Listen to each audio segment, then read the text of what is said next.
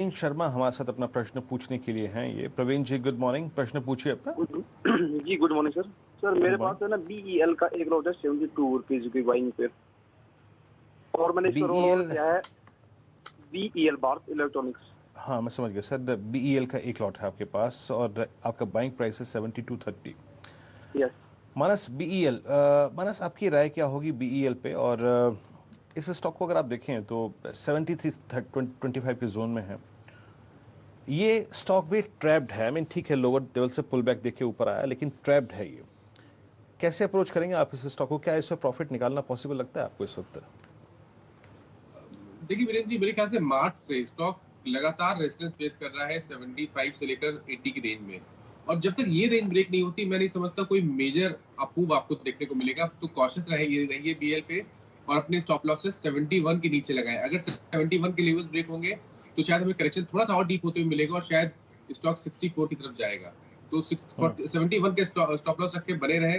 Breakout लेकिन 80 rupees के ऊपर ही देखने को मिलेगा। ओके, चलिए अब आगे बढ़ते हैं और प्रश्न लेते हैं कुछ और। उम्मीद है सर राय मिल गई होगी आपको। और ये प्रश्न है धनंजय कुमार जी का। धनंजय कुमार जी दिल्ली से हैं ये। सर मॉर्निंग, प्रश्न पूछिए अपना। हाँ गुड मॉर्निंग सर, मैं धनंजय कुमार बोल रहा हूँ दिल्ली से। जी। मेरा बजाज फाइनेंस का 2200 का पुट लिए हैं 66 रुपया पर। बजाज फाइनेंस का पुट लिया है आपने हाँ 2200 का, 66 पे, 2200 का। 66 रुपया पर।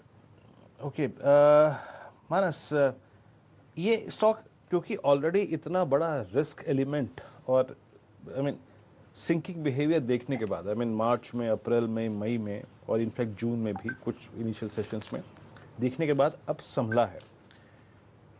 पहला चीज़ है, ट्रेडिंग का थॉट क्या होना चाहिए? इस पे कॉल लेनी चाहिए या फिर इस पे पुट लेनी चाहिए? क्या ये एक बहुत स्ट्रांग बेस बना चुका है? और अगर बना चुका है तो ये 2200 की करीब करीब 125 पॉइंट नीचे की पुट लेना क्या एक सही थॉट है? वीरेंद्र जी, देखिए पिछले 2 हफ्ते में एनबीएफसी स्टॉक्स में काफी इंटरेस्ट देखने को मिला है, काफी बाइंग देखने को मिली है। मेरा समझना है कि ऑलरेडी काफी एनबीएफसी स्टॉक्स ने अपने बॉटम बना लिए हैं, और उन्हीं में से बजाज फाइनेंस भी है जिसने 1800 के आसपास बॉटम बनाए हैं। और अब आप उम्मीद करिए कि आने वाले समय में इसका 200 डे मूविंग एवरेज टेस्ट होगा, जो कि 3100 के आसपास है। तो ये मंदी करने का स्टॉक नहीं है। यहाँ पर आपको गिरावट पे खरीदारी करनी है। मेरे हिसाब से ये पुट ऑप्शन से निकले, और जब भी मौका मिले और कोई भी ब्रेकआउट देखने को मिले तो 2500 से लेकर 2600 एक कॉल ऑप्शन बाय करें, क्योंकि इस मंथ का जो टारगेट है वो करीब 2800 से लेकर 3000 के बीच में आता है। चलिए, इस बीच अगर आप देखें इंडेक्स को देखते हैं एक बार। इंडेक्स थोड़ा सा और नीचे खिसका है, 10,035 का लेवल है। यकीन मानिए जो 1030 में मैंने भी आंकड़े देखे तो वो फीलिंग नहीं आई कि ये बाजार ऊपर चलने को तैयार है। सुबह के स्टैट्स कुछ और थे और 9:30 के ऑनवर्ड्स जो स्टैट्स थे ऑप्शन के वो इतने अच्छे नहीं थे। थोड़ा सा स्पेस देते हैं बाजार को और उसके बाद कोई बात करेंगे।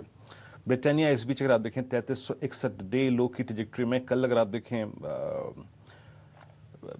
पिछले 4-5 दिन के बहुत स्ट्रॉन्ग रिट्रेसमेंट के बाद आज भी अगर आप देखें इसकी कोई संभलने की टेंडेंसी नहीं है। आज 10 डे मार्केट नीचे स्लिप होता हुआ, मार्केट थोड़ा सा और नीचे स्लिप हो रहा है। याद रखिए सुबह का सारा मोमेंटम लॉस्ट है इस वक्त मार्केट डे लो की ट्रजेक्टरी में। और कुछ बहुत जो एग्रेसिव स्टॉक्स थे like RBL bank, federal bank, TVS Motors, वो सारे के सारे डे लो की तरफ खिसकते हुए। अच्छा, एक प्रश्न और ले लेता हूँ मैं। ट्विटर पे ये प्रश्न आया है और ये प्रश्न है जितेंद्र सिंह जी का। अभी भी उन्होंने ट्वीट किया है और I have sold LIC housing finance June futures at the rate 252 और right now price is at 276। Yes sir, आपने एक बहुत ही वीक स्ट्रक्चर को सेल किया है। समझिए मेरी बात। LIC हाउसिंग फाइनेंस एक बहुत वीक स्ट्रक्चर था और वीक स्ट्रक्चर बेस बनाने के बाद जब ऊपर निकल रहा था तो आपने उसे शॉर्ट किया। ये गलत ट्रेड था। माना साहब, इनका ट्रेड बहुत डीप है। 252 का स्टॉक ये सोल्ड है इनका और करीब 24 रुपये M2M लॉस पे है। ये कैसे अप्रोच करें इस ट्रेड को? देखिए, आप जब फ्यूचर में शॉर्ट पोजीशन बनाए तो अपने स्टॉप लॉस जरूर रखें। और अगर इन्होंने 250 पे 3 दिन पहले शॉर्ट किया होता तो इनका स्टॉप लॉस 265 के आसपास होता। तो उस टाइम पे तो इनको बिल्कुल निकलना चाहिए था। मैं नहीं समझता कि यहाँ पर आपको शॉर्ट पोजीशन होल्ड करनी है। गिरावट मिल जाए 265 से लेकर 268 के बीच में तो अपनी शॉर्ट की पोजीशन से निकले। और LIC हाउसिंग फाइनेंस अब एक तेजी का कैंडिडेट है, तो गिरावट पे खरीदारी करें और 300 रुपए के टारगेट सेट करें। ओके, चलिए, उम्मीद है आपको राय मिल गई होगी। और एक प्रश्न और लेते हैं, और हमारी जो लिस्ट है उसमें जो अगले दर्शक हैं वो है सुखजीत जी हैं पंजाब से। सुखजीत जी, गुड मॉर्निंग, प्रश्न पूछिए अपना। जी sir, good morning. Good morning sir. Sir ਮੈਂ ਤਾਂ ਜੀਐਸ ਸਟੀਲ ਦੇ ਹੈਗੇ ਜੀ 180 ਦੀ ਪੁੱਟ ਹੈ ਜੀ, 1 ਲੋਟ 8 रुपये 50 पैसे बाइंग पे। 180 दी बोला आपने, है ना जी? एक 180 की पुट। हाँ, 180 की पुट। मैं कैसे अप्रोच करूँ स्ट्रेट को? प्लीज जरा एक बार 850 में ली है आपने, 690 पे ट्रेड कर रही है। जी हाँ, जी जी सर। 690 पे ट्रेड कर रही है। इस चार्ट पे आपने पुट क्यों ली मेरे को समझ में नहीं आ रहा है, लेकिन समहाउ आपका जो ट्रेड है क्या वो ग्रिप में आ सकता है? मानस 184 182 के जोन में इसका 20 डेमा है, राइजिंग 20 डेमा। क्या इस पे पुट लेने का थॉट सही है, और सही है तो क्या स्टॉप लॉस लेके चले इस ट्रेड को? देखिए, मैं समझता हूँ कि अब ये पुट पे बने रह सकते हैं, क्योंकि उम्मीद ज्यादा है कि 20 डे मूविंग एवरेज ब्रेक होगा। 183 के आसपास का 20 डे मूविंग एवरेज है, और उसका रीजन ये है कि वीकली चार्ट देखिए तो वहां पर आपको एक बियरिश इनकमिंग पैटर्न बनते हुए दिखेगा। तो मेरे हिसाब से ये पुट की पोजीशन में बने रह सकते हैं, और अपने स्टॉप लॉसेस 200 रुपए के ऊपर लगाना इनको चाहिए। एक बार मानस जरा निफ्टी पे अपना फिर टिक दीजिएगा। क्या इंट्राडे प्लेयर को क्या करना चाहिए इस वक्त? अब हम डे लो की ट्रैजेक्टरी में एक बार देखिए, इंट्राडे के लिहाज से तो मैंने पहले ही मेंशन किया कि इंट्राडे के लिहाज से निफ्टी पे ट्रेड करना थोड़ा मुश्किल लगता है। वीकनेस देखने को मिल रही है, लेकिन आप एडवांस डिक्लाइन रेशियो देखिए, ब्रॉडर मार्केट देखिए तो वो काफी पॉजिटिव लगता है। मेरे हिसाब से पोजिशनली आपको ट्रेड करना है। इंट्राडे के हिसाब से मेरे पास टाइम कोई ट्रेड नहीं है। मैं समझता हूँ कि इस गिरावट पे खरीदारी करें, 9950 के स्टॉप लॉस रखें, और जो पहले टारगेट होंगे वो अब 10,250 के होंगे।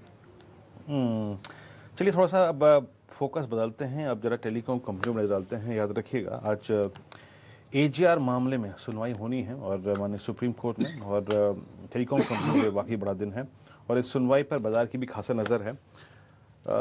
असीम मेरे सहयोगी इस वक्त मौजूद हैं, टेलीकॉम को बारीकी से कवर करते हैं।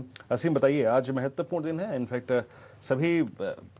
टेलीकॉम कंपनी को बाजार की नज़र रहेगी आज।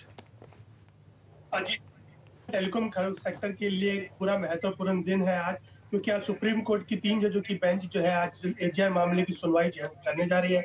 पिछली सुनवाई इसकी 18 मार्च को जो है हुई थी, तो उस वक्त जो है सुप्रीम कोर्ट ने जो टेलीकॉम कंपनियों को जो है फटकार लगाई थी और कहा था कि टेलीकॉम कंपनी जो है सेल्फ असेसमेंट करके रकम जो है किस तरह से दे सकती है, क्योंकि सुप्रीम कोर्ट ने सारा मैटर जो है वो सेटल आउट किया है। तो टेलीकॉम कंपनियों को इंटरेस्ट और पेनल्टी के साथ ये रकम जो है वो चुकानी होगी, और इंटरेस्ट पेनल्टी के साथ अगर टेलीकॉम कंपनी रकम चुकाती है तो वोडाफोन आइडिया को करीबन 54,000 करोड़ रुपए जो है वो चुकाने होंगे, जबकि एयरटेल को करीबन 43,000 करोड़ रुपए जो है वो चुकाने होंगे।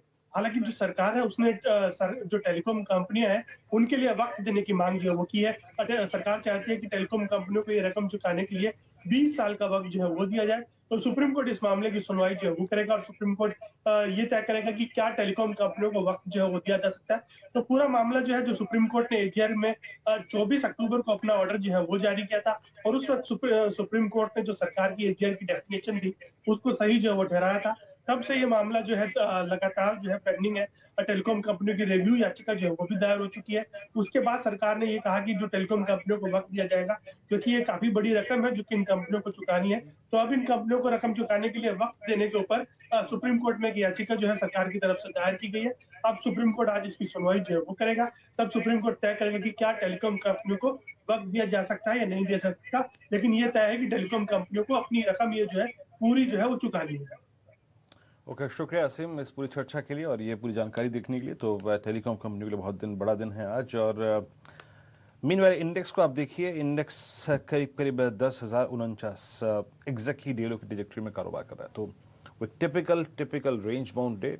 सुबह ठीक लग रहा था, लेकिन जिस प्रकार के 10:30 पे मैंने स्टैट्स रीड किए, अभी 10, 110, 150 के जोन को काटना थोड़ा सा मुश्किल होगा।